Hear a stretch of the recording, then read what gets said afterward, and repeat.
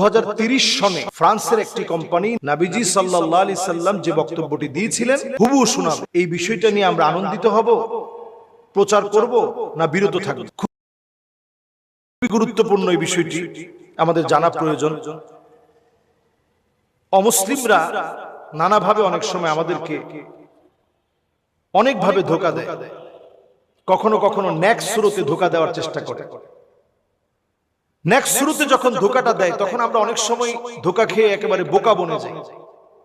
আমারও চোখে পড়েছে এই বিষয়টি, ফেসবুকে সমানে আমরা শেয়ার করছি যে ফ্রান্স দায়িত্ব নিয়েছে 2030 সনে নবী করিম সাল্লাল্লাহু আলাইহি ওয়াসাল্লামের ভাষণ বক্তব্য সরাসরি আমাদেরকে ডেলিভারি দিবে। অনেকে দেখছি আবেগী মুসলিম হয়ে লিখতেছে সুবহানাল্লাহ, আলহামদুলিল্লাহ, আল্লাহু আকবার। নবীজির বক্তব্য, নবীজির ভাষা আমরা শুনবো, হুবহু নবীজির